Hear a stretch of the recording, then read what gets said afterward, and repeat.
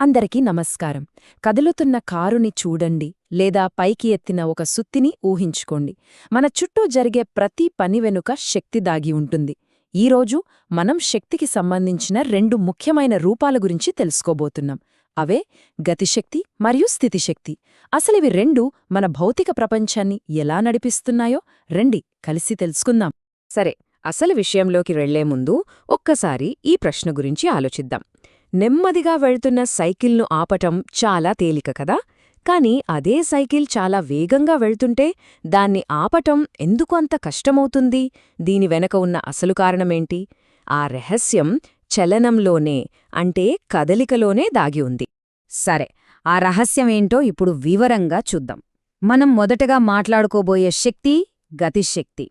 సింపుల్గా చెప్పాలంటే ఒక వస్తువు కదులుతున్నప్పుడు దానికుండే శక్తి ఇది.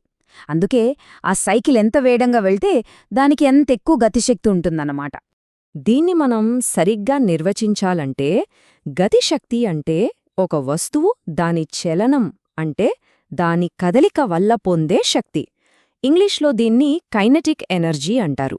పరీక్షల కోసం ఈ రెండు పదాలు, అంటే గతిశక్తి, కైనెటిక్ ఎనర్జీ రెండూ గుర్తుపెట్టుకోవడం చాలా ముఖ్యం. మరి ఈ శక్తిని ఎలా లెక్కిస్తాం? దీనికి ఒక సూత్రముంది.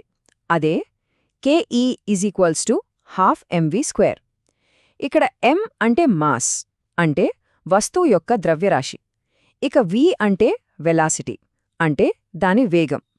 ఈ సూత్రంలో మనం ముఖ్యంగా గమనించాల్సిందేంటంటే v².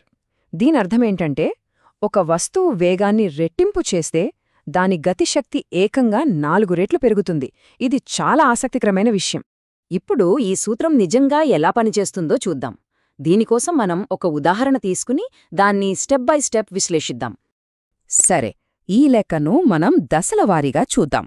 స్టెప్ 1. ముందుగా మనకిచ్చిన విలువలేంటో చూద్దాం. ద్రవ్యరాశి 90 కిలోలు, తొలి వేగం గంటకు 6 కిలోమీటర్లు మరియు చివరి వేగం గంటకు 12 కిలోమీటర్లు. స్టెప్ 2. ఎప్పుడైనా సైన్స్ లెక్కల్లో ప్రామాణిక యూనిట్లు వాడాలి, కాబట్టి వేగాన్ని కిలోమీటర్లు/గంట నుండి మీటర్లు/సెకండ్లోకి మార్చుకోవాలి. అలా చేశాక స్టెప్ 3. తొలి గతిశక్తిని లెక్కించాం. తరువాత స్టెప్ 4. తుది గతిశక్తిని లెక్కించాం. ఇక చివరిగా స్టెప్ 5. జరిగిన పనిని కనుక్కోవాలంటే ఈ రెండిటి మధ్య తేడాని కనుక్కుంటే సరిపోతుంది. అంటే తుది గతిశక్తి నుండి తొలి గతిశక్తిని తీసివేయాలి. చూసారా, సమాధానం 375 జూల్స్. అంటే ఆ సైకిల్ వేగాన్ని 6 నుండి 12 కిలోమీటర్లకి పెంచడానికి అతను 375 జూల్స్ పని చేయాల్సి వచ్చింది. ఇక్కడ గమనించండి, వేగం రెట్టింపోయింది, కాని గతిశక్తి 125 నుండి 500కి, అంటే 4 రెట్లు పెరిగింది. ఇదే గతిశక్తి యొక్క ప్రత్యేకత. ఇప్పటిదాకా మనం కదులుతున్న వస్తువుల శక్తి గురించి మాట్లాడుకున్నాం. ఇప్పుడు నిల్వ చేయబడిన శక్తి గురించి తెలుసుకుందాం. ఈ మార్పుని అర్థం చేసుకోవడానికి విల్లు బాణం కన్నా మంచి ఉదాహరణ ఉండదు. వింటినారిని మనం వెనక్కి లాగినప్పుడు ఆ విల్లులో శక్తి నిల్వ చేయబడుతుంది.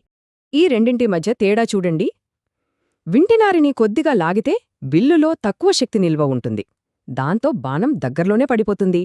అదే నారిని బలంగా వెనక్కి లాగినప్పుడు విల్లు ఆకారం బాగా మారుతుంది, దాంతో ఎక్కువ శక్తిని అది నిల్వ చేసుకుంటుంది. ఇక ఆ శక్తి విడుదలైనప్పుడు బాణం చాలా వేగంగా చాలా దూరం వెళ్తుంది. ఈ విధంగా నిల్వ చేయబడిన శక్తిని మనం స్థితిశక్తి అంటాం. అంటే అది ఉపయోగించడానికి సిద్ధంగా ఉన్న శక్తి అన్నమాట. ఇక్కడ విల్లు ఆకారంలో వచ్చిన మార్పు వల్ల దానికి ఈ శక్తి వచ్చింది. దీన్ని కూడా మనం అధికారికంగా నిర్వచిద్దాం.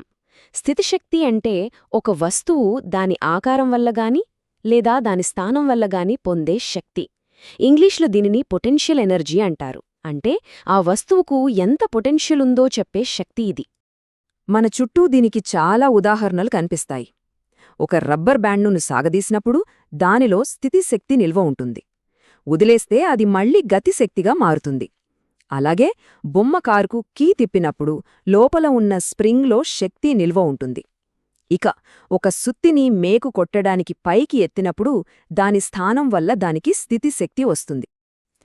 ఒక వస్తువుని భూమి నుంచి కొంత ఎత్తుకు ఎత్తినప్పుడు గురుత్వాకర్షణ శక్తికి వ్యతిరేకంగా మనం పనిచేస్తాం. ఆ పని ఆ వస్తువులో శక్తి రూపంలో నిల్వ ఉంటుంది.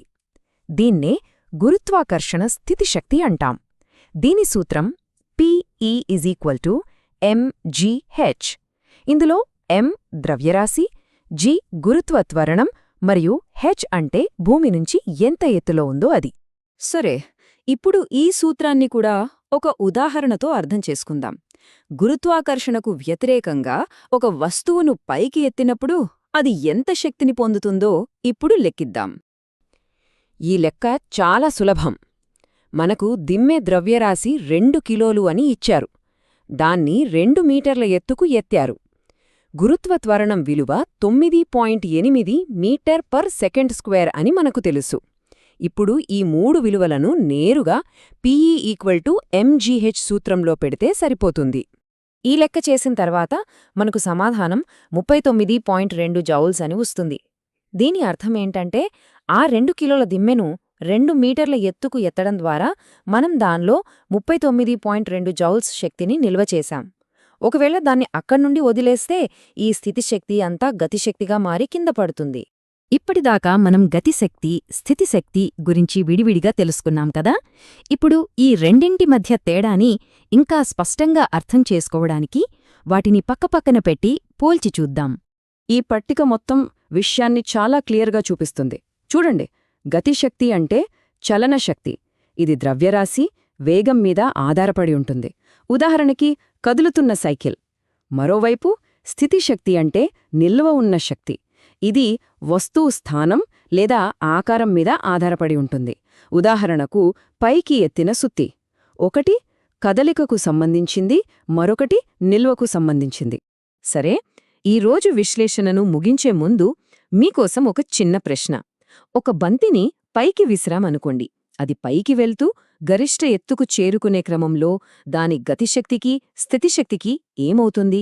ఏది పెరుగుతుంది, ఏది తగ్గుతుంది? ఈ శక్తి పరివర్తన గురించి ఒక్కసారి ఆలోచించండి.